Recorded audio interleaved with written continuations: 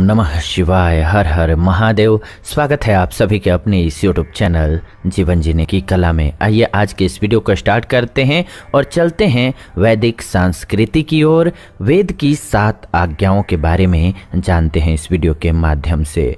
वेद की आज्ञा क्या है? यदि जीवन में सुखी होना चाहते हैं, शांति प्राप्त करना चाहते हैं तो केवल एक काम कीजिए, वेद की आज्ञा को मान लीजिए और कुछ अलग नहीं करना पड़ेगा आपको। इसके बाद केवल वेद के अनुसार अपने जीवन को ढाल लेते हैं तो निश्चित ही सुखी और संपन्न हो जाएंगे। आइए जानते हैं वेदों की आज्ञाओं के उल्लंघन का कितना भयंकर परिणाम हो सकता है। भारत की दुर्गति के पीछे वेद की आज्ञाओं का उल्लंघन ही था। जी हाँ, पहली आज्ञा क्या है?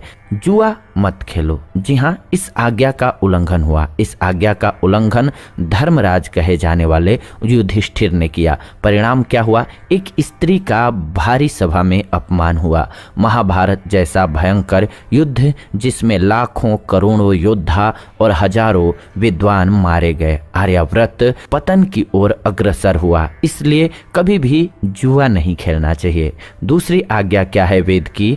माँ नु निद्रा इशत मोत जल्पिह, अर्थात आलस्य, प्रमाद और बकवास हम पर शासन न करें। लेकिन इस आज्ञा का भी उल्लंघन हुआ। महाभारत के युद्ध के समय और बाद भारत के राजा आलस्य प्रमाद में डूब गए।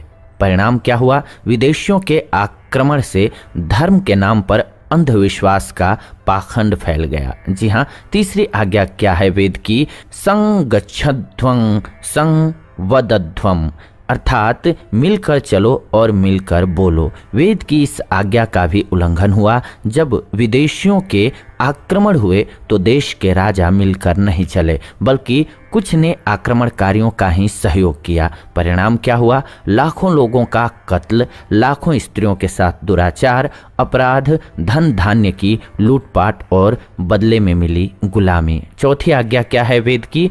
कृतं में दक्षिणे हस्ते जयों में सव्य आहितः, अर्थात मेरे दाएं हाथ में कर्म है और बाएं हाथ में विजय। वेद की इस आज्ञा का उल्लंघन हुआ। लोगों ने कर्म को छोड़कर ग्रहों, फलित ज्योतिष इत्यादि पर आश्रय पाया। जी हाँ, और इसका परिणाम क्या हुआ?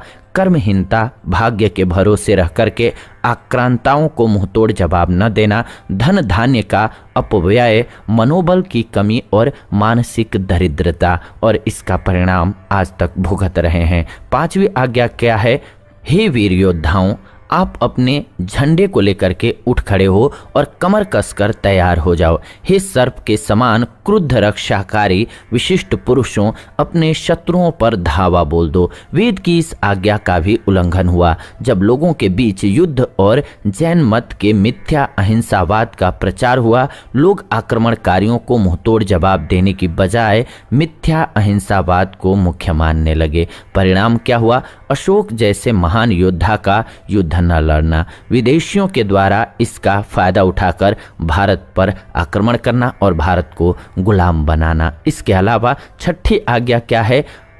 परस्पर लड़ने वाले मृत्यु का ग्रास बनते हैं और नष्ट भ्रष्ट हो जाते हैं। वेद की इस आज्ञा का भी उल्लंघन हुआ। परिणाम क्या हुआ? भारत के योद्धा आपस में ही लड़ लड़ करके मर गए और विदेशियों ने इसका फायदा उठाया। यानी कि आप सभी जानते हैं भारत के राजा आपस में ही लड़ा करते थे। सातवीं आज्ञा क्या है वेद की? ईश्वर का कोई प्रतिमा नहीं है। जी हाँ, लेकिन इस आज्ञा का भी उल्लंघन हुआ और लोगों ने ईश्वर को एक देशी मूर्ति तक समेट दिया। परिणाम क्या हुआ? ईश्वर के सत्य स्वरूप को छोड़ करके विभिन्न स्वरूप की उपासना और सत्य धर्म को भुला देना, मंदिर में ढेर सारा धन इत्यादि जमा हो जाना, जो न धर्म रक्षा में लगता है न अभाव गरीबी दूर करने में। तो इस प्रकार से दुष्प्रचारित होते होते आज ये स्थिति बन गई है कि गुलाम बन गए हम सभी। चाहे तंत्र के गुलाम बने, कभी प्रत्यक्ष गुलाम, तो आज अप्रत्यक्ष गुलाम बने हुए हैं, संसाधनों के गुलाम बने हुए हैं। मैक्सिमम चीज़ें बाजार में जो छाई रहती हैं वो चाइना की हैं या फिर बाहरी कंपनीज की हैं। यानी कि ऐसे या वैसे लाभ कौन उठा रहे हैं, हमारी मेहनत का लाभ कौन उठा रहे हैं, बाहर के लोग। और ये सब क्यों हुआ? क्योंकि हमने वेद की आज्ञा का अवहेलना किया। हमारे यहाँ वैदिक संस्कृति रही है, जब भी वैदिक संस्कृति का पालन हुआ है, भारत का परचम पूरे वर्ल्ड में फहराया है, लहराया है। लेकिन जब भी वैदिक संस्कृति की अवहेलना हुई है, तब हम लोगों को मुश्किलें झेलनी पड़ी हैं। आपकी क्या प्रतिक्रिया है इस संबंध में? आप अपनी राय भी जरूर इस पर व्यक्त करें, प्रकट करें, क्योंकि आपकी राय भी हमारे लिए बहुत वैल्यूएबल होती है। साथ ही साथ आज की ये वीडियो रही आप सभी के लिए। ऐसी ही नई वीडियो के लिए चैनल को सब्सक्राइब करके बेल नोटिफिकेशन को ऑन कर लीजिए। लाइक कीजिए, वीडियो पसंद आया तो शेयर कीजिए सभी के साथ, ताकि सभी को मिल सके वीडियो। फिलहाल आज के इस वीडियो में इतना ही। विदा लेते हैं आज की इस वीडियो से। जुड़ेंगे नई वीडियो में, तब तक आप सभी खुश रहें, आनंदित रहें, प्रेम से बोलें हर हर महादेव।